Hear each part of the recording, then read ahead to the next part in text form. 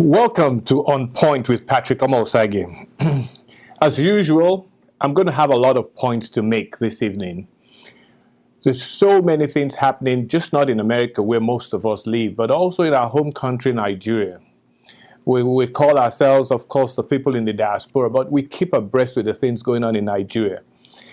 And I'm going to make some very serious points. So the first one being a ridiculous, if I may say, a ridiculous order by the Nigerian Inspector General of Police for the arrest of someone that said something on TV.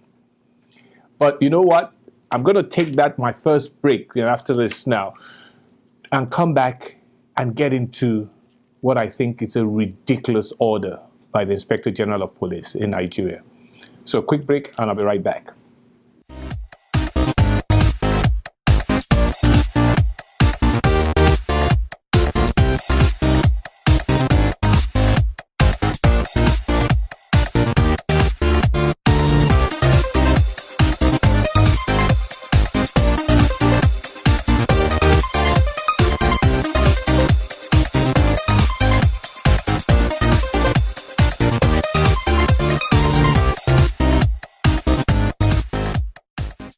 Welcome back.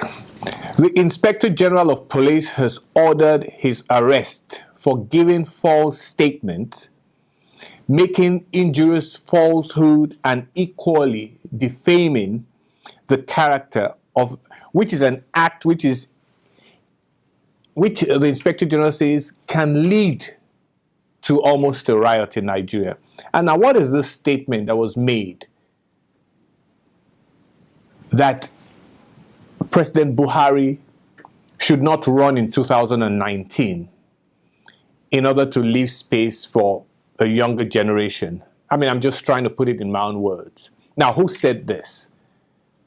The spokesman for a former president himself, or a former leader in Nigeria. The spokesman for Babangida, Ibrahim Babangida. The spokesman's name is Mr. Afuebu, Kazim Afuebu. He was one time the Commissioner for Information in Edo State.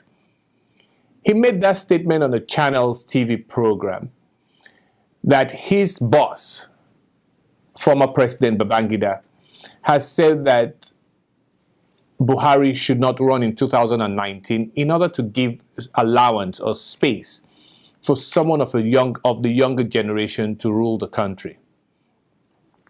And this all of a sudden, that statement all of a sudden, even though we understand that Babangida has said he never said so, which is fine, but how making that kind of a statement has become a crime in Nigeria is what we don't understand, what I don't understand.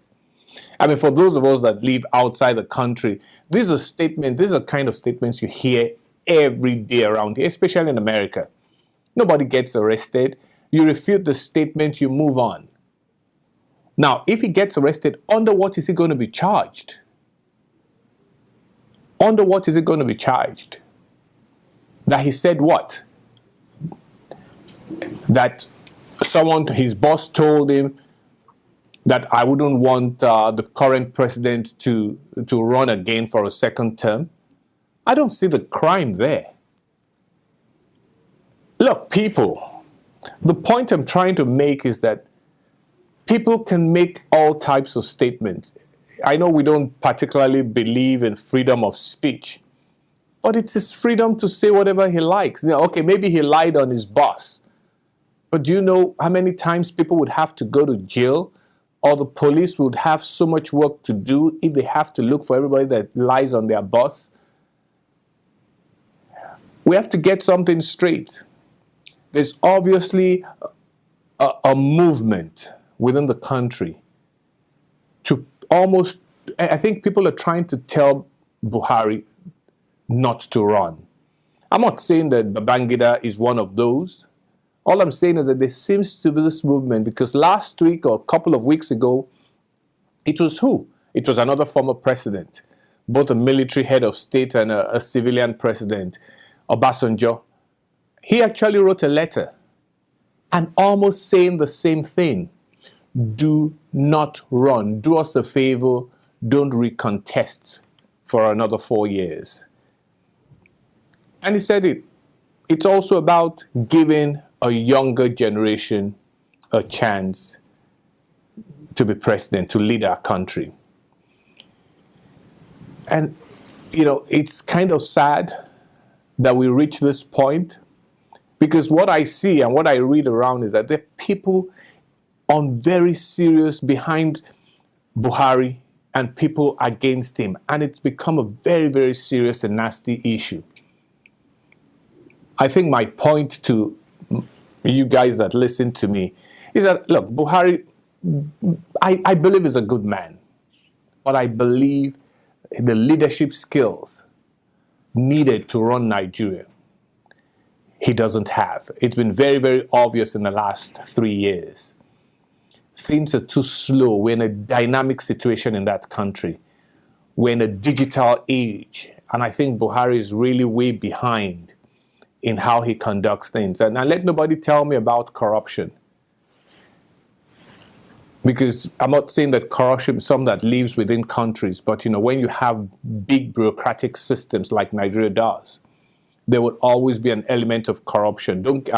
I don't support it, I don't buy into it, but there's always going to be an element. Buhari might be free of corruption, but those that work and surround him are definitely not free. And there are a bunch of stories that we've heard, but you know, everybody just seems to let it move on. I'll take another break. When I come back, I'll wrap up on this because we're talking about a leadership issue here. When I say a leadership issue, I'm going to people are talking about a new generation of leaders. Do we have any? Do we believe in any of this new generation leaders? And we'll take a quick synopsis about some of these guys, and I'll see what you think. Remember, you can always reach me on my Twitter handle, which is PJ Osagie. On the other hand, you can watch this program. It comes on twice every week. Just stay tuned, and I'll be right back. Welcome back. You're watching On Point with Patrick Osagie. This program is aired twice weekly, on Wednesday at 8 p.m. and on Saturday evening, just before you head out to your parties and all that, at 9:30 p.m. Have a glimpse. Look at us. Watch us and then give us a feedback on my Twitter handle, PJ Osagie. I'd love to hear what you think. I'd love you to make your own point, because remember, this is On Point with Patrick Osagie. So let me go back to the issue of, first of all, the pending arrest of Ibrahim Babangida's spokesman, Mr. Afebua, who made a comment on TV about his boss, IBB, saying that he doesn't want Buhari to run in 2019. And all of a sudden, this has been created into a crime in Nigeria. But my point now is that, yes, I don't think it's a crime, and I think it's a waste of time. We can't continue to pursue everybody that is against the president just by statement. He hasn't done anything that can lead to what I consider a criminal act. I'm not a lawyer, and I'm not going to play one here. But I don't think we need to do things like that. Let it go. Let's move on. But saying that, I did say that a lot of people seem to be coming out against Buhari running for a second term. It might be a great idea to do that because this is a competitive, democracies are supposed to be competitive. You need people to challenge and try to bring forth their own idea. And Nigeria definitely needs the new ideology. I think we've been kind of stuck in the last couple of years and nothing really is happening at considering development in the country. But here's what I want to say. Obasanjo, in his letter, kind of advocated for he didn't call it a third party, but he's called it a third force. And that is almost like a third party. It was launched last week somewhere in the country, and then you had people that he might be looking out for to be in that third party. What we're talking about, we want a new generation. Now, what's a new generation? People that have never been in power before, or people that are younger. We have to be able to define that. But it seems as if we're looking for people that are younger than the set that we've had. Obasanjo was into his 70s also, late 60s when he became president. Buhari's in his 70s and all that. So who are the people we're looking at now? I think one of the main actors right now in Nigerian politics, and he's already decamped and really declared his intention to compete against Buhari, is Atiku. Atiku was Obasanjo's vice president. They never got along and all that, but I guess that is what has slowed him down for ever being or contesting for president in Nigeria. But now he's come out strong that this is what he wants to do. He's left the Buhari camp or party and moved back to the party he was in before, the PDP, because he wants to be their presidential candidate.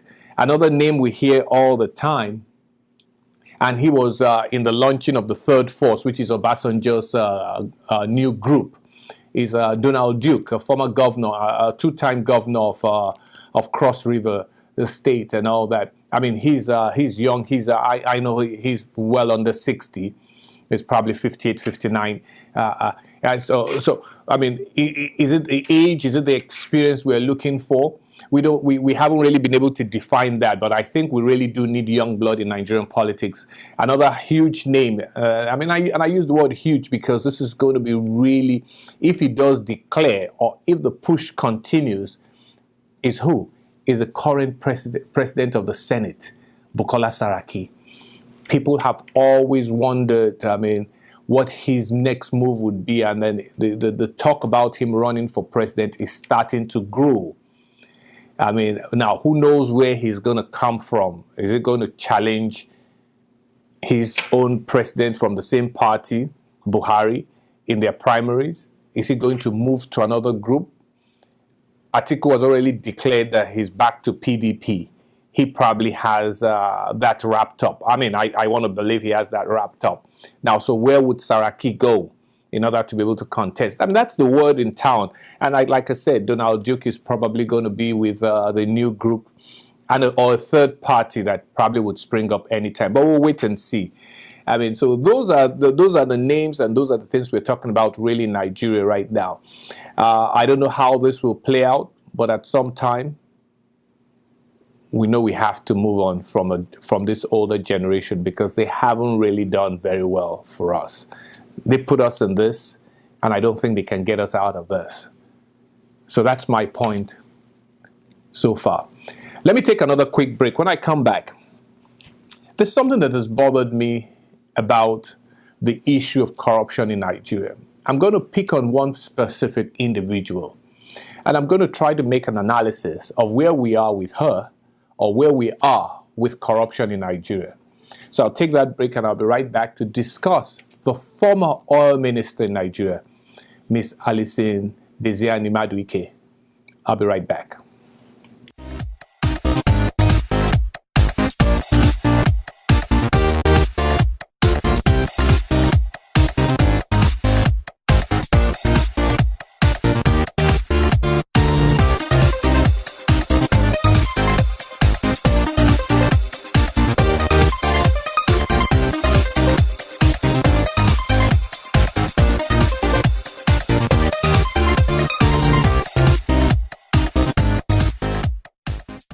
Welcome back.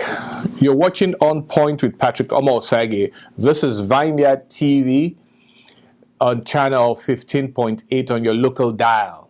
I hope you stay tuned and listen to my points that I'm about to make again. This next point is about someone we all love to hate, and I put it that way because in the recent week we found a picture, or picture has been circulating about Desiani Alison Maduike, who was a former oil minister, who has been never charged, but there's been so much said about her when it comes to her financial impropriety. She's stolen so much money. So this picture of her is a picture, I guess, taken in London, and she's doing some grocery shopping. People say she was buying pepper and all that. I guess, there's nothing wrong in buying pepper. She has to eat at some time. I don't care how much money she has. She can't eat the money. She has to use the money to buy food. But that picture has been circulating, and it struck me that here is a woman that has been accused of so much. Let me say up front, this is not in support of Miss Desiani Alison Maduike. Nothing like that. But, the kinds of paper accusations that have been made against this woman, to a large extent, is just ridiculous. Now, here is the point. I mean, I'm sure you've all heard at some time that this woman made away with 80 billion or something like that. Nigeria doesn't have 80 billion. Where are we supposed to get that from? I mean, do we really realize that, the richest man in the world has just, Amazon, Jeff Bezos that owns Amazon is just slightly over 100 billion. And that is stock money. It's not as if he has it in cash anywhere. But we throw these accusations around that she made away with 80 billion, her and herself and her cronies. Believe me, there's no 80 billion in Nigeria that can be stolen.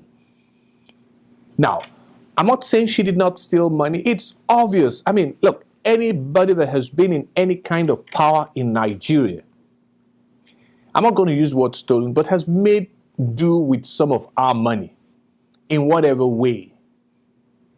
Is it excessive traveling because of Esther code? Yes, a lot of ministers do that. They jump around the world because of the Esther code that comes with traveling.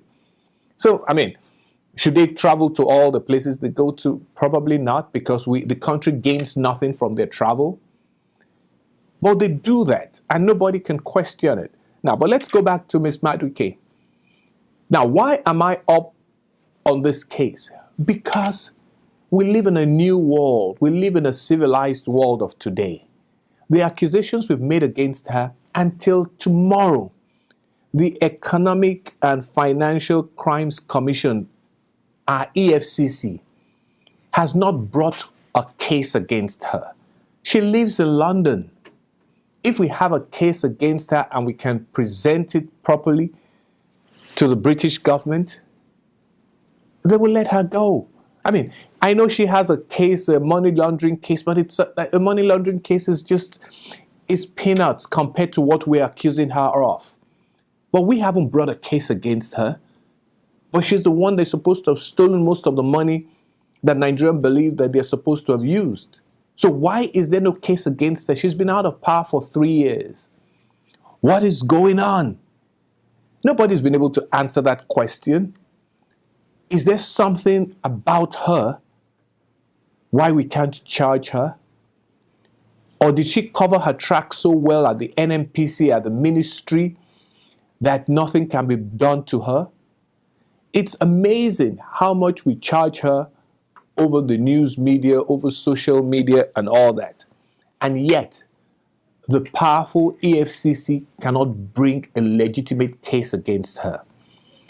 But we hear the numbers, 80 billion, 1.3 billion, an Italian contract that she shared the money and all that. We hear all these fantastic and fabulous amounts of money.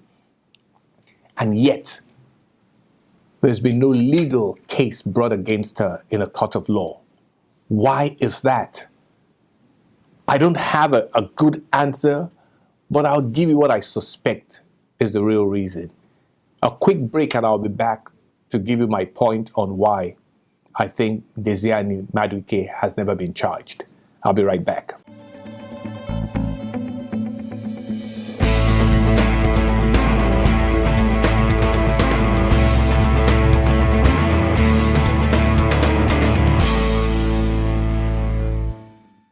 Welcome back. You're still watching On Point with Patrick Osagie on Vineyard TV, channel 15.8 on your local dial. The coverage is actually very wide, so I'm sure you hear about this program. Try to catch it no matter where you are in Houston. For the most part of the Houston area, you will be able to watch this program. It comes up on Wednesdays at 9 o'clock and on Saturday at 9:30 p.m. Before I left, I was talking about Desiani Madueke, all the accusations about her having, this is the word everybody uses, having stolen a lot of Nigeria's money when she was the oil minister. I ended up by wondering, why haven't the EFCC, the Economic and Financial Crimes Unit in Nigeria, why haven't they brought a legal case against her? Because we hear about so much money that got missing under her, or that she had involvement in missing money. Why haven't they brought a case against her? And I said I would try to hazard a guess why. And again, this is a guess. This is one of those things, you're doing an exam you get to a question, you really can't figure out what the question means and how this is supposed to be solved. You say, look, hey, I'm going to pick B out of A, B, C, D. Here I'm picking A. And the A says that the reason that she hasn't been arrested or not arrested, no case has been brought against her, I just think it's the military background of her husband. One of the things I know, at least I believe about the Nigerian situation, the military boys, I call them boys, but because they've ruled Nigeria more times, they've been in power more times than civilians. They always kind of stick together. Maduike, the husband of Desiani, was a powerful member of the military clique in his own days. And I just think it's, I'm not saying this is about Buhari, but I'm also saying this is about his underlings, people that work for him, are just trying to run out the clock. I mean, which is what we use here in America, you run out the clock in a game, you really don't do much, you are leading, and you don't want the other team to get the ball, you take the air out of the ball, you play slowly, you come up with all types of funny things to do just to run out the clock. And in this situation, I just think this is being done either for us to forget about this woman in a few years from now, or nothing will really ever be done to her. We're gonna claim that okay, she's negotiated and she's returned some money back to the government. Now, I always say, it's a point I have made over and over again. No Nigerian, be it, I'll use a driver for a company or for the government, should be allowed to return stolen property without us or without the owner knowing how much he returned and not telling us why that person will not be punished.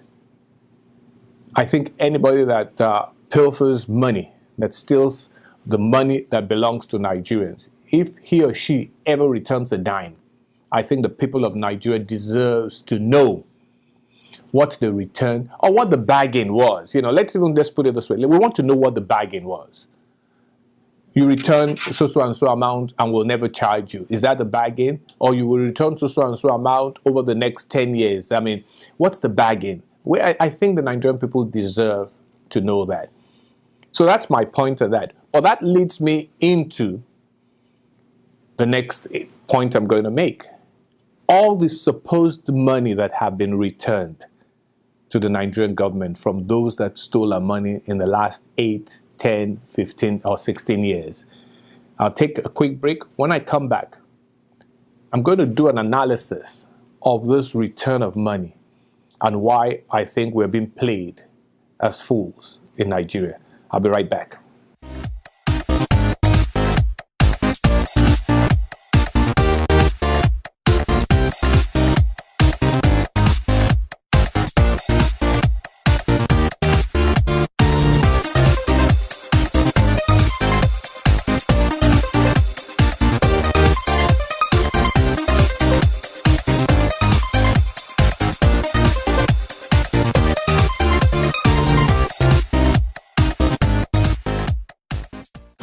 Welcome back.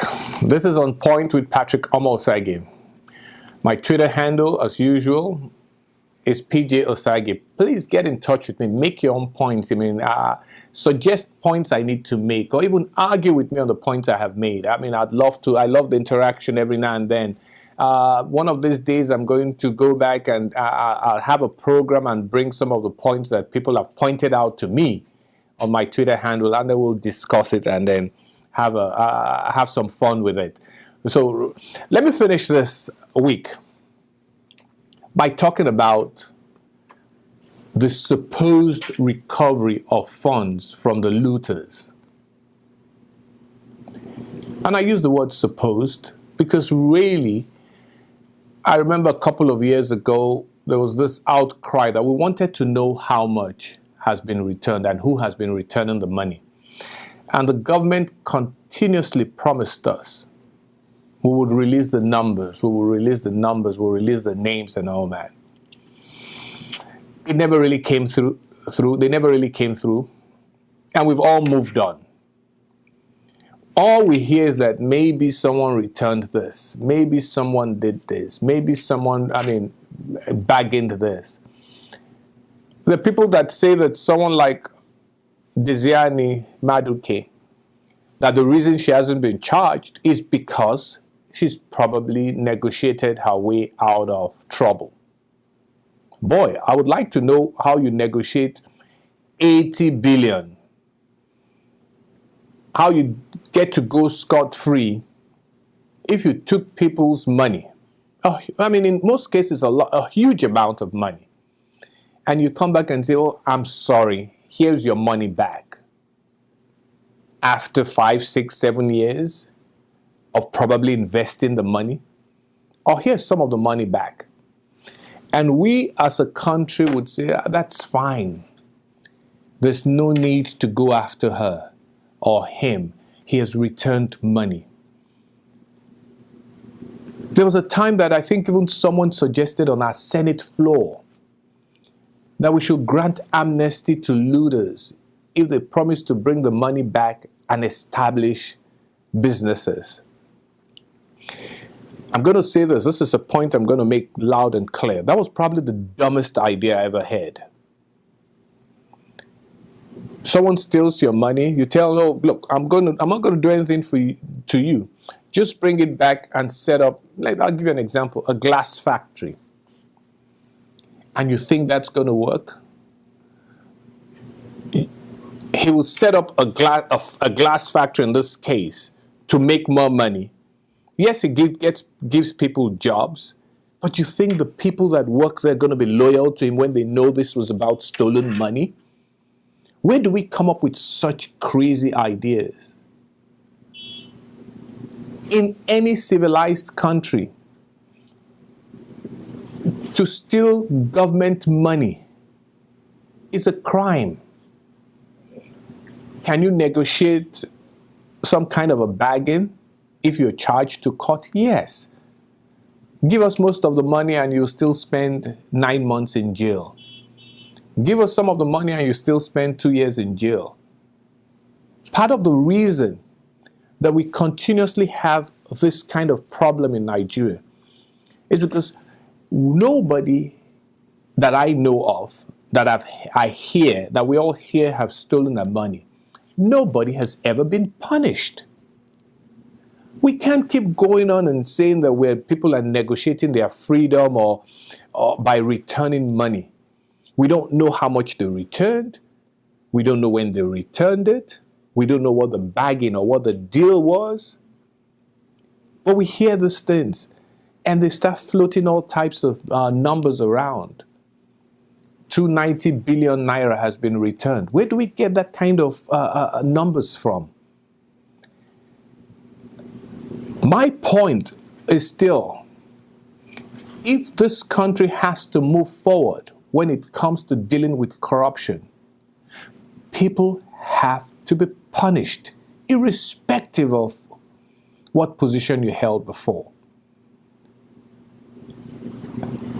We say punishment is what? It's a deterrent to bad behavior. If our bad behavior is looting our treasury, people just have to be punished. We can't keep running about and telling stories about people returning money. And, we have no idea who returned it, what they returned, where they even stole it from in the first place. And the government has a general pool and tells us, stories. It's unfortunate that we keep doing that. But here is this story or this issue is one that I really want to hear from this audience, my viewers, the viewers of Vineyard Television on channel 15.8. I really want to hear from you. I want you to make points about Nigeria's corruption. Where are we going with this? Because it doesn't seem, even though we have a very clean president, it doesn't seem we have been able to solve it, or it's been on its way to being solved. That's what I'd like to hear from you. Well, every program has got to come to an end. I have reached the end of this program. And I hope I've been on point. I hope I have stayed on point with you all this week.